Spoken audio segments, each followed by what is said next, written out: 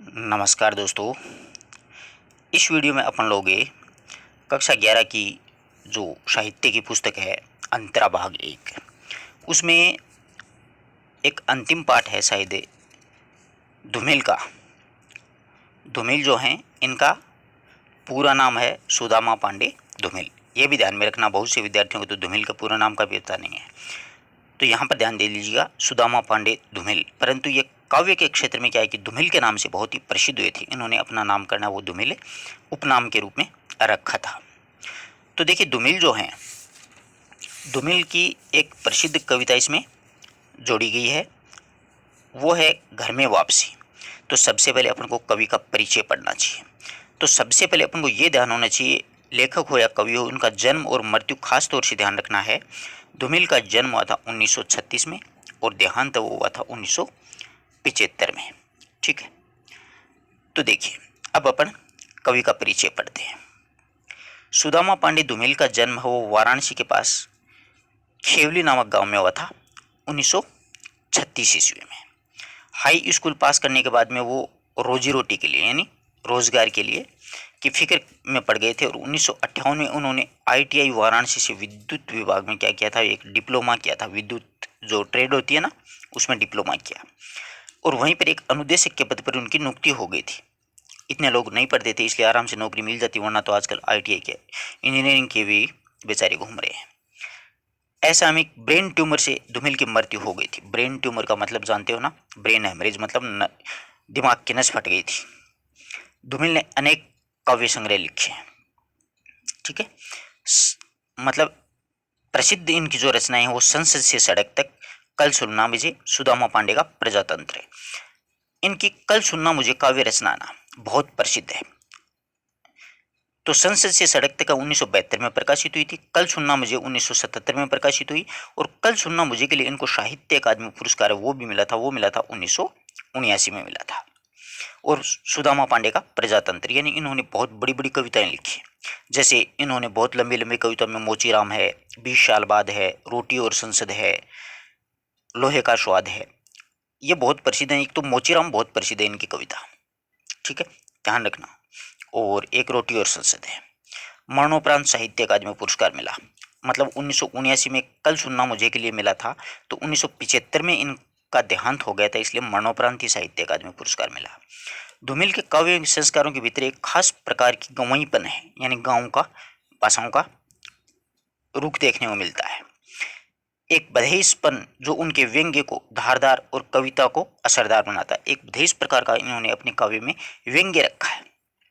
उन्होंने अपनी कविताओं में समकालीन राजनीतिक परिवेश में जो हो रहे जी रहे जागरूक व्यक्ति की तस्वीर पेश की है और 1960 के बाद के मोह भंग को प्रभावशाली ढंग से इन्होंने अभिव्यक्त किया। यानी 1960 के बाद में साठोत्तरी कविता जो शुरू हो जाती है ना, उसके बारे में यहाँ पर लिख रहे हैं। उनको अच्छी अभिव्यक्ति दी है इन्होंने। संघर्षरत मनुष्य के प्रति धूमिल के मन में अगाध करुणा है, यानी जो व्यक्ति परेशान है उनके प्रति धूमिल के काव्य में अगाध करुणा मिलेगी। उन्हें ऐसा लगता है कि समकालीन परिवेश इस करुणा का शत्रु है, इसीलिए उनकी कविता में यह करुणा कहीं आक्रोश का रूप धारण कर लेती है, तो कहीं पर व्यंग्य का, कहीं पर ये आक्रोशित हो जाती है तो कहीं पर ये उसी को व्यंग्य के रूप में प्रयोग करते हैं। चुटकुलेपन का भी है। साठोत्तरी कविता के इसी आक्रोश और जमीन से जुड़ी मुहावरेदार भाषा के कारण धूमिल की जो कविताएं हैं उनसे पहचानी जा सकती है। साठोत्तरी कविता के मुख्य कवि के रूप में इनको गिना जाता है। धूमिल की काव्य भाषा और काव्य शिल्प में एक जबरदस्त गर्माहट है, ऐसी गर्माहट जो बिजली के ताप से नहीं, जेठ की दोपहरी से आती है। पाठ्य पुस्तक में इनकी कविता घर में वापसी दी गई है, बहुत ही प्यारी कविता है घर में वापसी, अपन पढ़ेंगे। यह धूमिल की एक प्रमुख कविता है जिसमें गरीबी और संघर्षरत जो एक परिवार होता है ना, उसकी कहानी है इसमें। इनके अलावा इनकी दो चार बात और बतला देता हूँ मैं आपको। इनकी प्रसिद्ध कविताएं देख लेते हैं, पाठ परिचय बाद में देखेंगे।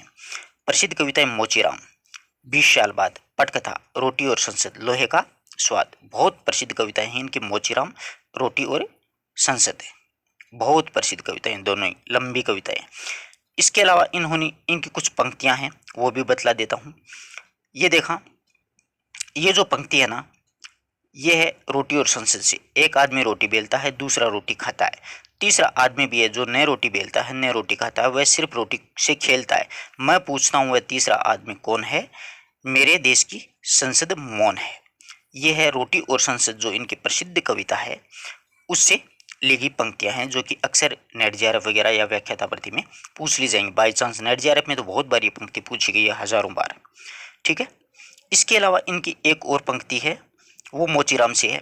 मेरी निगाह में कोई छोटा है ना कोई बड़ा है, मेरे लिए हर आदमी एक जोड़ी जूता है, जो मेरे सामने मरम्मत के लिए खड़ा है। ये मोचीराम की प्रसिद्ध पंक्तियां हैं, हजारों बार NET JRF, TGT, PGT, KVS वगैरह में पूछी गई हैं। तो ऐसी पंक्तियां आप नोट कीजिएगा। अब मैं आपको थोड़ा सा पाठ परिचय है उसकी चर्चा अपन कर लेते हैं। तो देखिए, पाठ परिचय में क्या हुआ कि एक ऐसे परिवार की व्यवस्था है, व्यथा कथा को उजागर किया है धूमिल ने, कि मनुष्य संसार में भागम भाग भरे जीवन में राहत पाने के लिए स्नेह, ममत्व, अपनापन, सुरक्षा भरे माहौल में घर बनाता है। यानी वो यही तो चाहता है कि मेरे परिवार में मुझे प्रेम मिले, ममत्व मिले, अपनापन मिले, सुरक्षा मिले, और उसमें रहता है। यहाँ विडंबना यह है कि तमाम रिश्ते नाते, स्नेह और अपनत्व के बीच, गरीबी के बीच में, गरीबी की एक दीवार खड़ी है बीच में, इन सभी के बीच में रिश्ते नाते, स्नेह, अपनत्व के बीच में एक गरीबी की दीवार खड़ी हुई है। गरीबी से लड़ते लड़ते अब इतनी भी ताकत नहीं बची है रिश्तों में कि ऊर्जा का संचार पैदा करने हेतु कोई चाबी बनाई जाए। यानी ऊर्जा का संचार करने के लिए मतलब एक चाबी बनाए जो कि इस गरीबी की दीवार को गिरा दे और इस जटिल ताले को खोला जा सके। कविता में एक ऐसे घर की आकांक्षा है जहां गरीबी दीवार की तरह बाधक न है, माता पिता, बेटी, पत्नी आदि का स्नेहिल वातावरण हो, ताकि जीवन संघर्ष में घर का सुख प्राप्त हो सके। यानी जीवन के इस संघर्ष भरे वातावरण में एक घर के सुकून की जिंदगी इंसान को मिल सके, वो इस कविता के माध्यम से पढ़ेंगे। बहुत ही अच्छी, बहुत ही प्यारी कविता है। तो चलिए अब पाठ की ओर चलते हैं। अपन एक एक पंक्ति को अच्छी तरीके से समझते हुए, खड़ी बोली की कविता है। एक दूसरी बात, धूमिल के बारे में यह बात किसने कही, व्याख्याता भर्ती के लिए एक अच्छा कथन है, नोट कीजिएगा कि धूमिल का उदय धूमकेतु की तरह होता है, जिसमें अग्नि भी है, धुआं भी है। धुआं आधुनिकता है तो अग्नि प्रगतिशील चेतना का प्रतीक है। धूमिल की ऊर्जा, आक्रामकता, विक्षोभ, भाषिक नवोन्मेषण देख करके थोड़ी देर के लिए निराला की याद आ जाती है। ये कथन बच्चन सिंह जी के द्वारा कहा गया, बहुत अच्छा कथन है, नोट कीजिएगा। परीक्षा की दृष्टि से व्याख्याता भर्ती में अक्सर ऐसे प्रश्न पूछ लिए जाते हैं। घर में वापसी, बहुत ही प्यारी कविता। यहाँ पर कवि कहता है, मेरे घर में 5 जोड़ी आंखें। यानी मेरे घर में कितनी हैं? 5 जोड़ी आंखें हैं। माँ की आंखें पड़ाव से पहले ही चली गई, पहले ही तीर्थ यात्रा की बस के 2 पंचर पहिए के समान हो गई। यहाँ पर जो कवि है वो गरीबी से जूझ रहे परिवार का वर्णन कर रहा है कि मेरे घर में 5 जोड़ी आंखें। कवि कहता है कि गरीबी के कारण पारिवारिक जो बिखराव आ गया है, इसमें मेरा घर है, इसमें मतलब 5 जोड़ी आंखें मतलब 5 सदस्य हैं। अर्थात 5 घर में कितने हैं? 5 सदस्य। 5 जोड़ी आंखें मतलब 5 सदस्य। कवि कहता है कि माँ की आंखें ज्योतिहीन हो गई हैं, कि माँ की आंख पड़ाव के पहले ही तीर्थ यात्रा की बस के 2 पंचर पहिए हो गए, कि माँ की जो आंखें वो समय से पहले ही ज्योतिहीन हो गए। वो किस प्रकार से हो गए? वो एक 2 पंचर पहिए के समान हो गए हैं। यानी आंखों को किसके प्रतीकात्मक अर्थ में प्रयोग किया गया है? कि बस के 2 पंचर पहिए होते हैं उसके समान हो गई हैं। तो कवि ने माँ की आंखों की तुलना पंचर पहिए से की है। कवि कहता है कि मेरी माँ की आंखें वो ज्योति जीवन के अंतिम पड़ाव के पहले ही चली गई हैं। तो यहाँ पर अच्छा प्रश्न बनता है कि 5 जोड़ी आंखों से क्या आशय है? मतलब 5 सदस्य हैं घर में। दूसरी बात, माँ की आंखों को किसके समान बताया है? तीर्थ यात्रा की बस की 2 पंचर पहिए, यानी बस के 2 पंचर पहिए के समान बताया है। आशा करता हूँ पहला पद आराम से समझ में आएगा। पिता की आंखें लोहे साई की ठंडी शिलाएं के समान है, और मेरे पिताजी की जो आंखें हैं वो लोहे की ठंडी शिलाओं के समान है। बेटी की आंखें मंदिर के दीवर के समान है, और मेरी बेटी की आंखें हैं वो मंदिर के दीपक के समान है। मतलब बिल्कुल पवित्र और भोलेपन का भाव है। यानी दीपक मंदिर के दीवर पर जलते घी के 2 दिए के समान है। यानी मेरी बेटी है, उसकी जो आंखें हैं वो मंदिर के दीवर में रखे घी के जलते हुए दीपे के समान है, एक दीपक के समान है, जो कि मतलब बिल्कुल पवित्र है और भोली है, अभी मतलब बच्ची है। तो बेटी की पिता की आंखों की तुलना यहाँ पर किससे की गई है? पिता की आंखों की तुलना लोहे की भट्टी की ठंडी शिलाओं के समान की गई, और बेटी की आंखों की तुलना है मंदिर में रखे हुए घी से भरे हुए दीपक के समान की है। आगे बात समझ में? तो एक बार भावार्थ देख लीजिएगा। यानी इसमें कवि कहता है कि पिता की आंखें ज्योतिहीन हो गई हैं, पिताजी की भी आंख चली गई हैं। पिता की आंखें ऐसी हो गई जैसे लोहे की भट्टी में ठंडी शिलाएं रखी गई हैं, अर्थात आंखों की ज्योति जा चुकी है, वह निस्तेज हो गई हैं। पिताजी की युवावस्था में जो तेजस्विता थी, जो रोबदार चेहरा था, वो अब बुढ़ापे में गरीबी के कारण तेजहीन हो गया है, यानी बिल्कुल निस्तेज हो गई वो आंखें।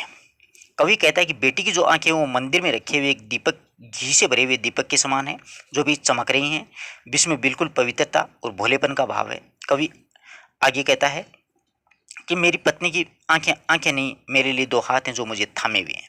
कि मेरी पत्नी की आंखें मेरे लिए आंख नहीं है बल्कि हाथ हैं, यानी मुझे मुसीबत में मेरी पत्नी है वो पूरा साथ देती है, लेखक को उत्साहित करती है कि कभी वो निराश नहीं होने देती, यानी सहारा देती हैं। पत्नी की आंखें किसके समान बताई हैं? हाथों के समान। तो आराम से समझ में आएगी। वैसे तो हम सभी स्वजन हैं, करीबी हैं। कवि कहता है कि वैसे तो हम लोग सभी स्वजन हैं, यानी घर के लोग हैं, हम सब एक दूसरे से जुड़े हुए हैं, बीच की दीवार के दोनों ओर, क्योंकि हम पेशेवर गरीब हैं, लेकिन हम अभावग्रस्त हैं, बहुत ही मजबूर हैं, पेशे से हम क्या हैं? गरीब आदमी हैं। हम सब के बीच में एक गरीब की दीवार है, वो खड़ी है। यहाँ पर क्या प्रश्न पूछा जा सकता है कि कौन सी दीवार खड़ी है? गरीबी की दीवार खड़ी है, जो हमें करीब नहीं आने देती है।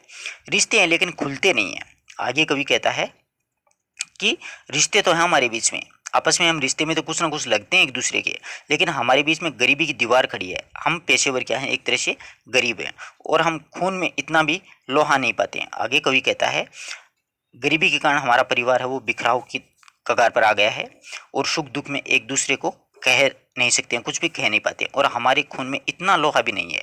आगे कवि कहता है कि हमारे खून में इतना लोहा नहीं है जिससे कि हम उसकी एक ताली बनवा सके। ताली होती है चाबी, यानी हमारे खून में इतना लोहा भी नहीं बचा है कि इसके हम एक चाबी बनवा सकें। अर्थात गरीबी से लड़ते लड़ते अब हम हमारे अंदर वो बिल्कुल ताकत नहीं बची है कि रिश्तों में ऊर्जा का संचार पैदा करने के लिए कोई चाबी बनाई जा सके और भाषा से भुन्ना सी ताले को खोल सके। और यहाँ पर कवि कहना चाहता है कि भाषा के भुन्ना सी ताले को खोलने, अर्थात जंग लगे हुए ताले को, भाषा के भुन्ना का मतलब जंग लगे हुए ताले को खोलने के लिए हमारे पास कोई ऐसी चाबी नहीं है। परिवार के सभी सदस्य प्रेम भावना से रहते हुए भी दुख दर्द में एक दूसरे को प्रकट नहीं कर सकते, यानी एक दूसरे को हम दुख दर्द है वो नहीं बतला सकते।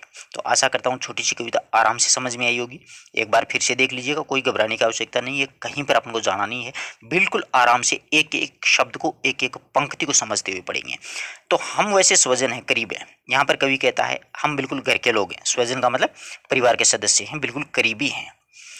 बीच की दीवार के दोनों ओर, क्योंकि हम पेशेवर गरीब हैं, हम सब एक दूसरे से जुड़े हुए जरूर हैं, लेकिन हम अभावग्रस्त हैं, गरीब हैं। हम सब के बीच में एक गरीबी की दीवार खड़ी हुई है। रिश्ते हैं लेकिन खुलते नहीं हैं। यहाँ पर कवि कहता है कि हम आपस में एक दूसरे के रिश्ते तो जरूर हैं, लेकिन बीच में गरीबी की दीवार खड़ी है, इसलिए हम पेशेवर क्या हैं? एक तरह से बिल्कुल गरीब आदमी हैं। गरीबी के कारण परिवार का बिखराव हो गया हमारा। गरीबी के कारण सुख दुख में एक दूसरे का हम साथ नहीं दे पाते हैं, और गरीबी के कारण मानसिक तनाव भी हमारे अंदर रहता है। रिश्ते जरूर हैं लेकिन खुलते नहीं हैं। यहाँ पर कवि कहता है कि हमारे बीच में एक दूसरे से रिश्ते तो हैं, पर हम एक दूसरे से खुलकर हमारी गरीबी के बारे में, हमारे अभाव के बारे में, हमारे तनाव के बारे में कुछ कहते नहीं हैं, और हम अपने खून में इतना भी लोहा नहीं पाते हैं। आगे कवि कहता है कि हमारे खून में इतना भी लोहा नहीं बचा है कि जिससे कि हम एक इसके ताले बनवा सकें, कि इसकी एक कोई चाबी बनवा सकें। अर्थात गरीबी से लड़ते लड़ते अब हमारे अंदर बिल्कुल भी ताकत नहीं बची है कि रिश्तों में ऊर्जा का संचार कर सकें और भाषा के भुन्ना से ताले को खोल सकें।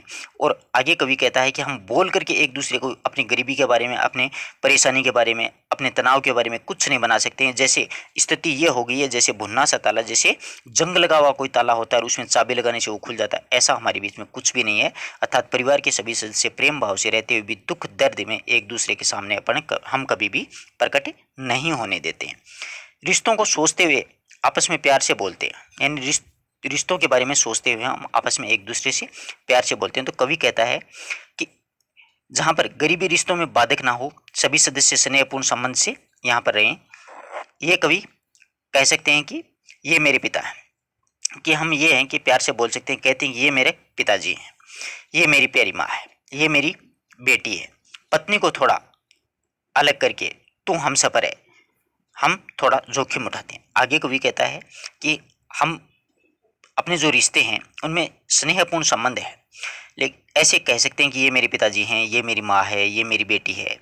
और ये अगर कहते हैं तो कवि कहता है कि कितना अच्छा लगता है ये सब कहते हुए। यदि परिवार के सभी सदस्य में आत्मीय भाव होते हैं तो दुख दर्द खुल करके अपन कह सकते हैं, ये मेरी प्यारी प्यारी माँ है, ये बेटी है, ये पत्नी, पत्नी को थोड़ा अलग करके कहते हैं।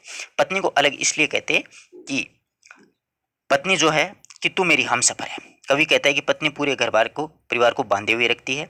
पत्नी को ऐसे कहते हैं कि तुम मेरी हमसफर है, मतलब मेरी जीवन साथी है।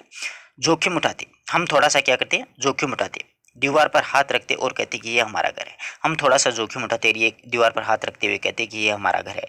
कवि का कहने का मतलब ये है कि उस समय कितना अच्छा लगता कि सभी रिश्ते मधुर होते। मैं कहता ये मेरे पिताजी हैं, ये मेरी माँ है, ये मेरी बेटी है। पत्नी को ये कहता है ये मेरी हमसफर है, यानी मतलब जीवन साथी है, सुख दुख में साथ देने वाले, यानी मतलब सभी में आपस में स्नेह होता तो गरीबी होते हुए भी परिवार में सुख का आनंद प्राप्त हो सकता है। तो यहाँ पर कवि है वो दुख दर्द और गरीबी से जूझ रहे एक परिवार की जो स्थिति है उसको बयां किया गया है।